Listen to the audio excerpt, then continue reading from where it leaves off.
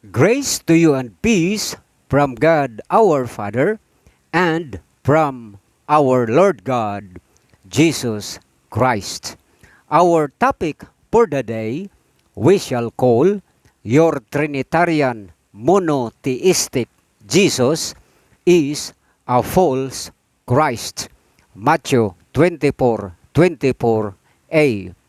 Yamang ang inyong Trinitarian ideology ay hango sa counterfeit monotheistic Judaism religion ng mga Iskribat Pariseo.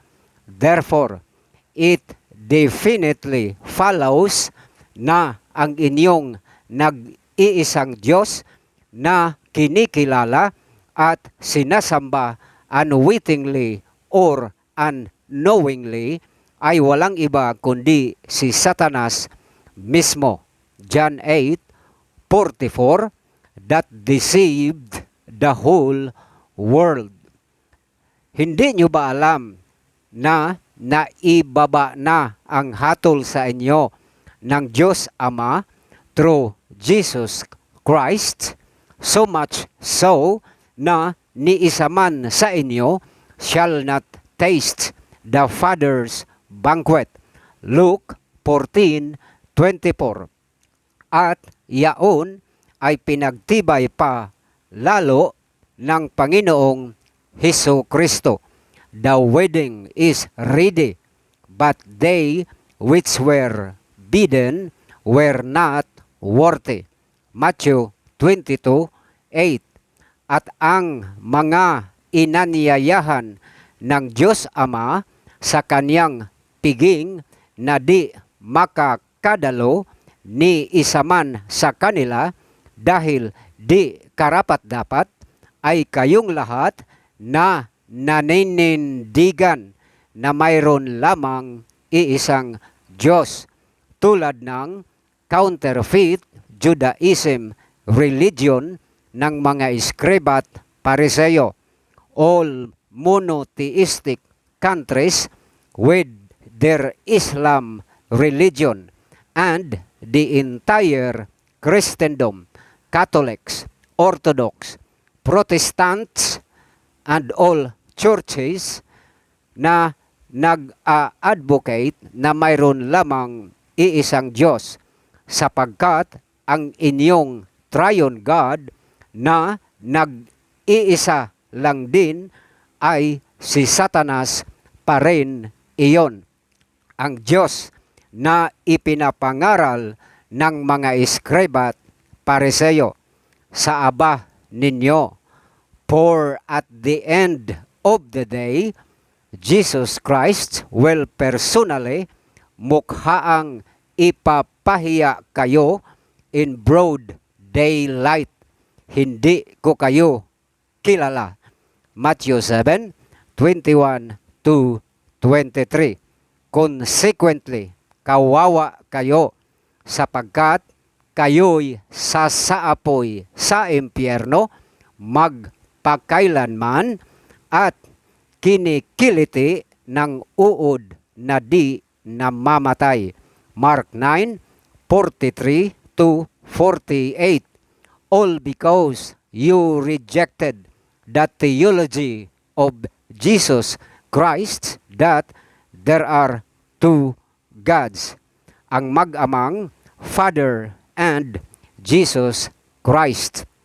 John 5:23, John 17:3. Bagkos ang inyong sinasamba ay ang nag-iisa ninyong Diyos na nagtatago sa likod ng inyong counterfeit Trinitarian theology na walang iba kundi si Satanas mismo. 2 Corinthians 4:4, Isaiah 14:12-15, Ezekiel 28:1-19, Matthew 4:1-11, Luke 4:1-13.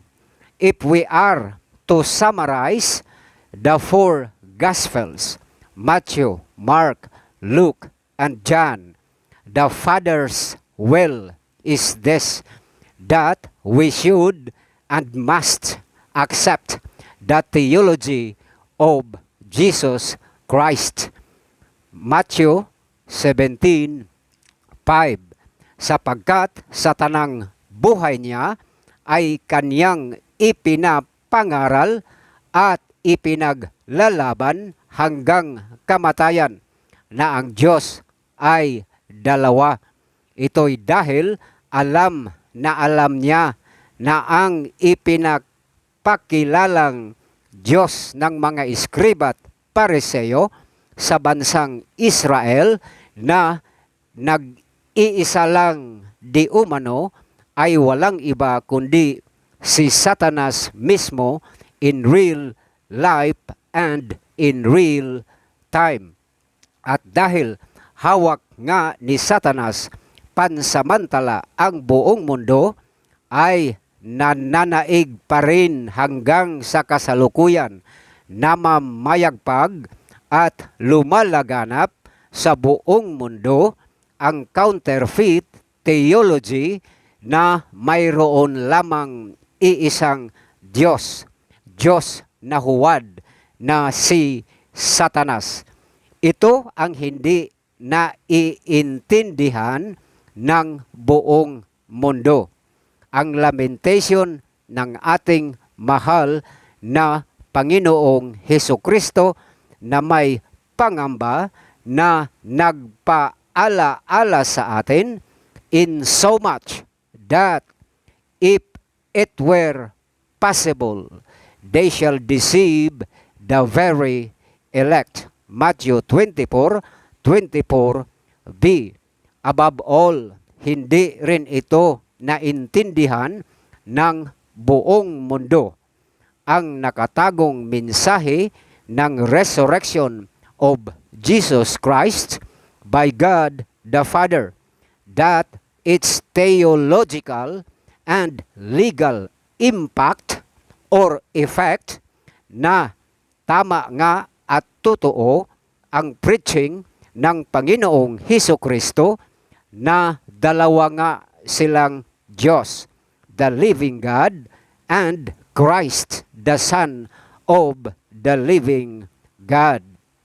Otherwise, pinabayaan na lang sana ng Diyos Ama ang Panginoon sa kaniyang libingan to prove to the world na tama nga ang counterfeit monotheistic theology ng mga iskriba at Pariseo na iisa nga lang talaga ang Diyos, sapagkat legally speaking sa harap ng hukuman ng 70-man Sanhedrin na monotheistically biased, si Hesukristo lamang of all the people thereat ang tahasang tumututol na ang Diyos ay dalawa.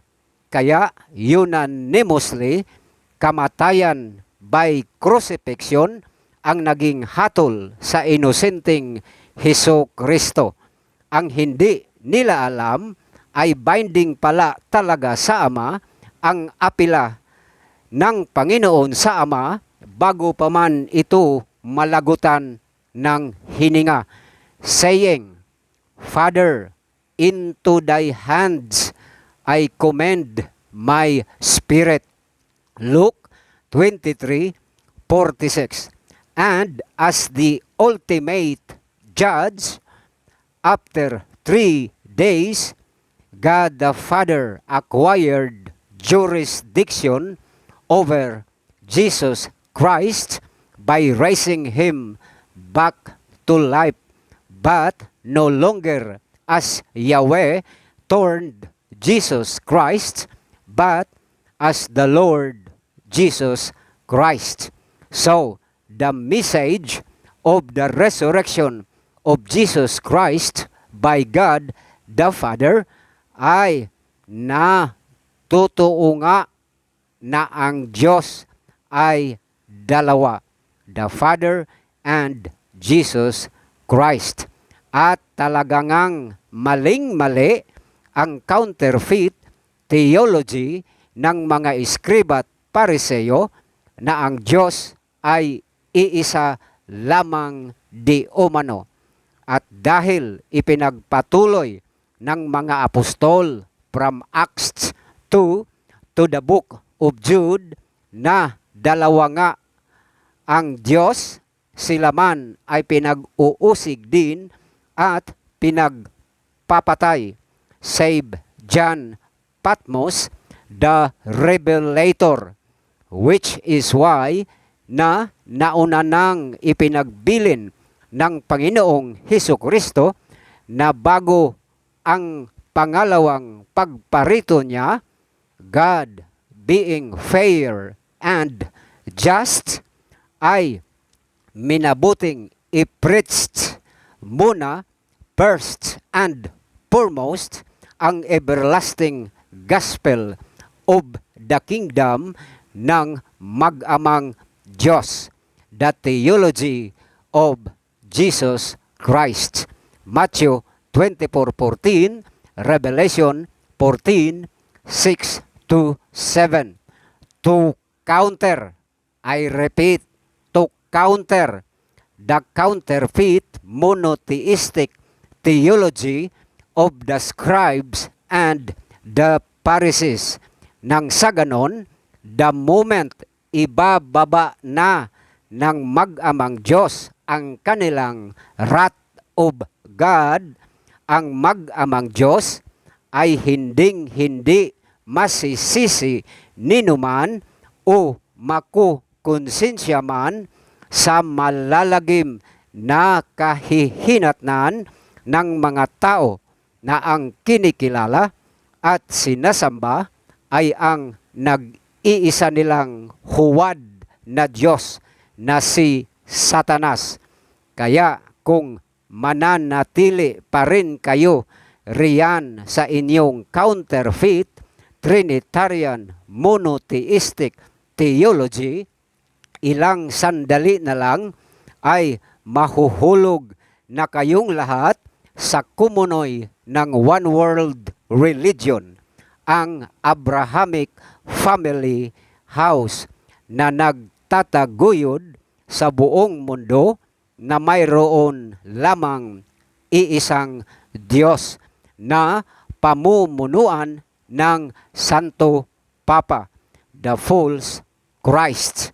And immediately thereafter ay ibibigay kayong lahat o ipapasailalim sa one world government ng the beast, sa katauhan o katawan ng isang US President.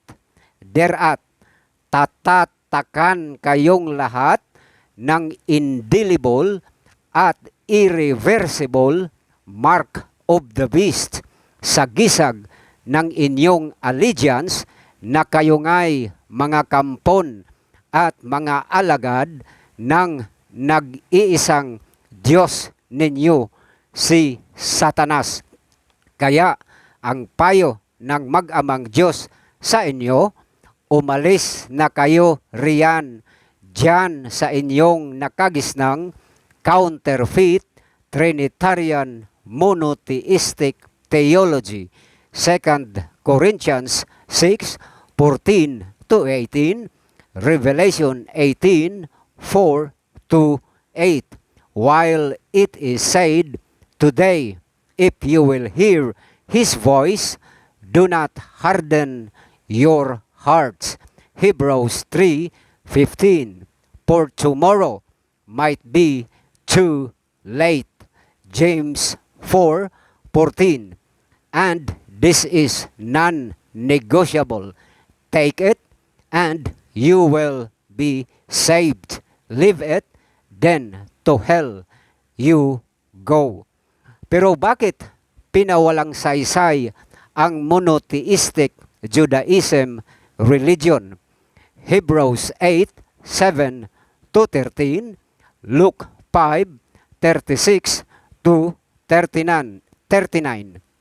Ito'y sa kadahilanan that during the more than 400 silent years between Malachi to Matthew na kung saan si Yahweh ay hindi na nagparamdam pa sa bansang Israel, ay siya namang pagkakataon for which Satan had took advantage of, that with the ascendancy of the scribes and the Pharisees to Judaism religion, who acted as Satan's accomplices, the plural God ng lumang tipan ay naging singular God.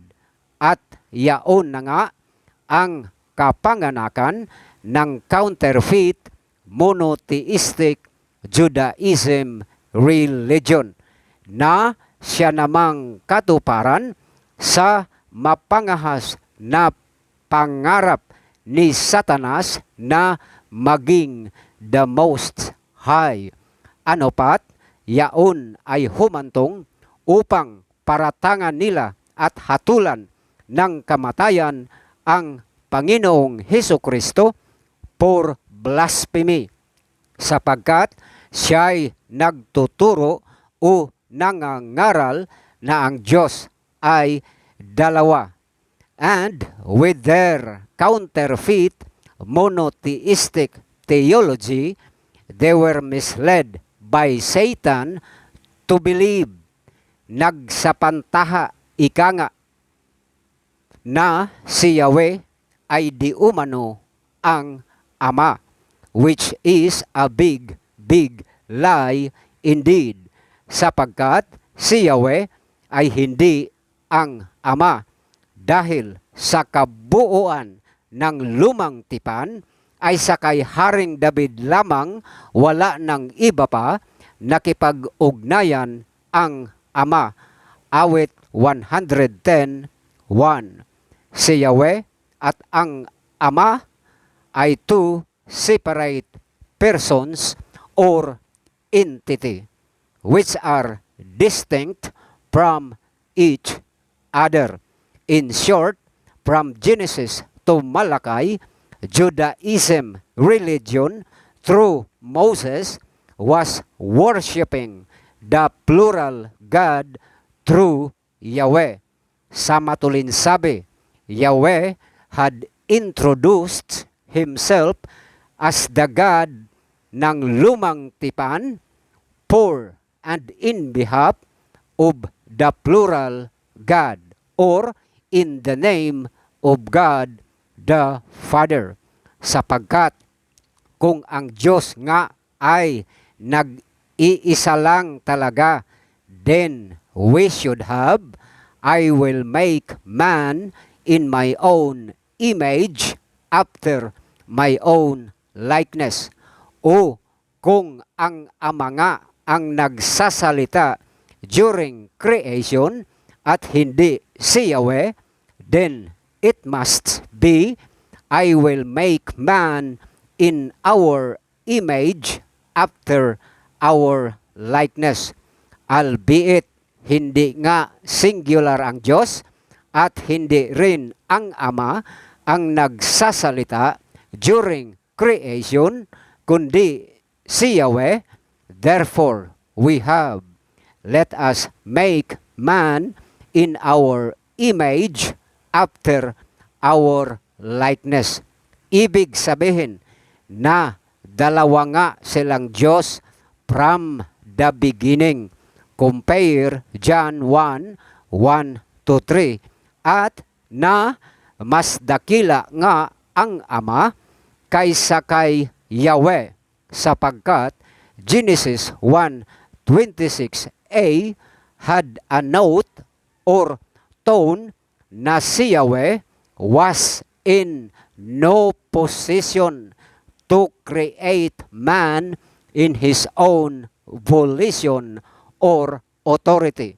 Bagkus, kailangan pa niya itong isang guni sa Ama for consent or approval. Kaya lumalabas na si Yahweh during the Old Testament was both the representative and the person of the plural God. Dahilan na sa Yahweh, sa awit 45 hanggang 13, ang kasakasama ni Yahweh sa Genesis 1:26a ay kanyang tinatawag na kanyang Diyos at Panginoon.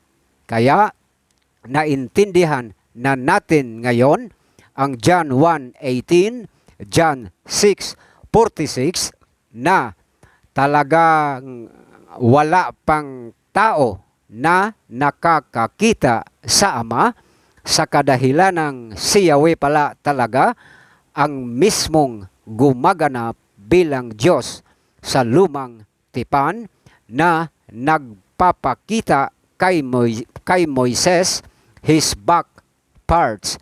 Exodus 33:23. Oo, ang Diyos ni Moises ay si Yahweh nga at hindi ang Ama.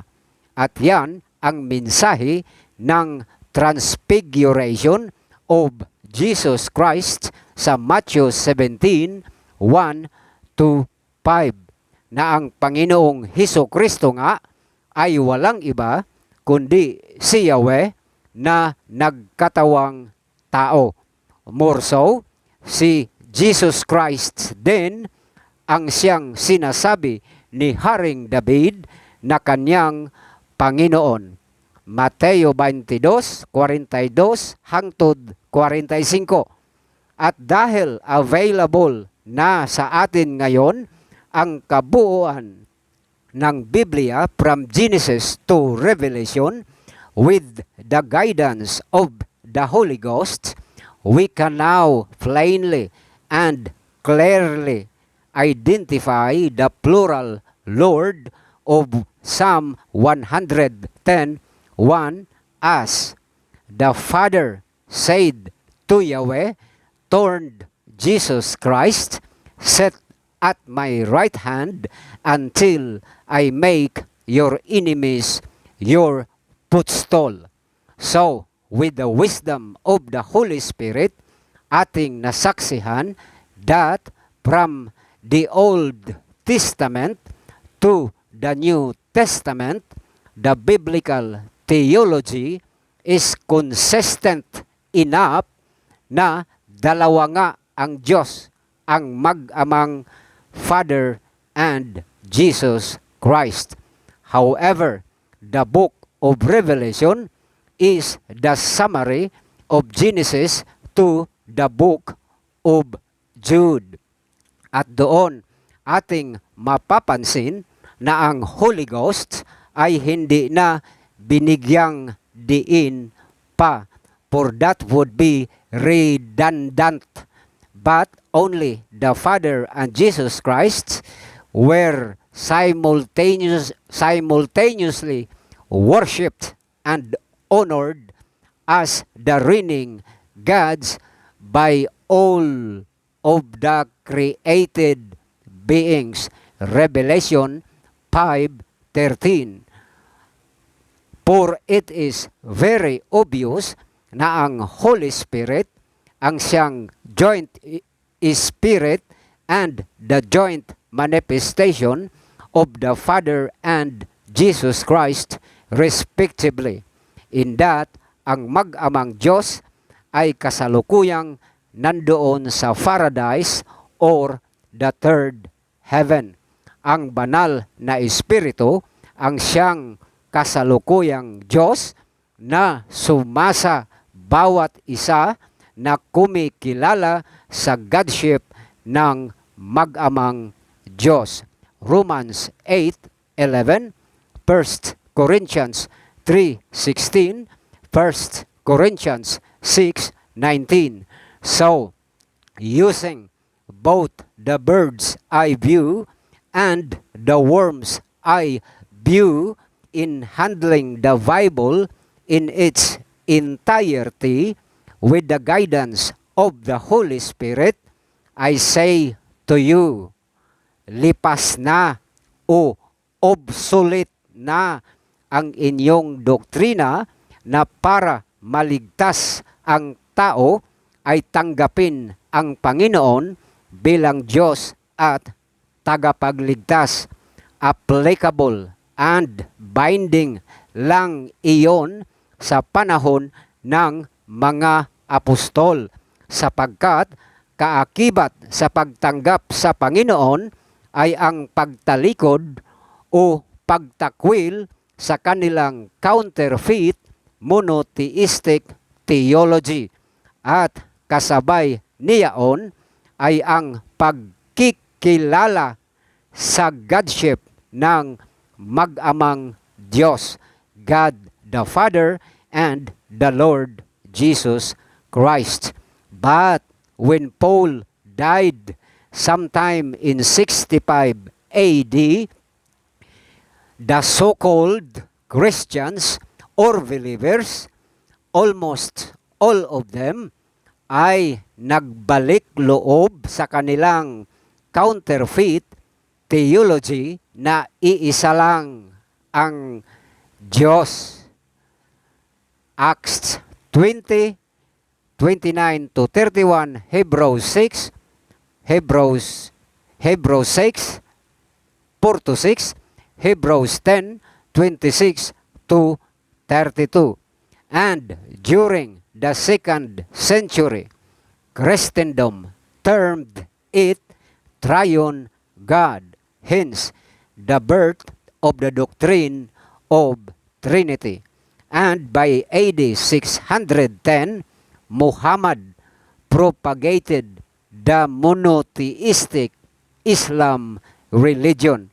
So, generally speaking, from Genesis to Malachi, Israel was aware that God is plural, albeit mula sa pagitan ng Malakay at Matthew at hanggang ngayon, ang buong mundo, starting from Israel, ay naging advocate ng counterfeit monotheistic theology.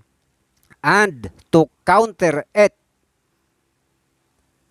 sa Israel din nagsimula ang Panginoong Hesukristo na ipangaral na dalawa ang Diyos, hindi iisa. So, during the 1st century, only a chosen few ang nakarating sa finish line. They were described as the church in Philadelphia. All because ang kanilang Diyos ay ang Ama at si Kristo. Revelation 3:12. So, incorrigible na talaga kayo, saksakan ng kabubuhan at dakilang tanga, kung hindi pa rin ninyo na unawaan na kaya nagkatawang tao si Yahweh bilang si Kristo Jesus ay upang ibalik tayong lahat sa pagsamba sa tunay at totoong Diyos, the joint and shared Godship of the Father and Jesus Christ. John 5:23, John 17:3. Sapagkat since the gap between Malakay and Matthew, si Satanas na ang naging Diyos ng Israel with their counterfeit monotheistic theology. Pero ganun pa man, tinangkilik din iyon ng Christendom with their triune God na nag-iisa rin. Therefore, Judaism religion, Christendom, and all monotheistic countries had one thing in common. Ang kanilang Diyos ay nag-iisa lamang, si Satanas. At dahil sa preaching na ito, I don't see that you will like it o i-share man ito sa iba. But nonetheless, sa biyaya ng mag-amang Diyos, ay patuloy ko pa ring ibahagi through YouTube ang gospel ng mag-amang Diyos. Yours truly, God's workman. God bless.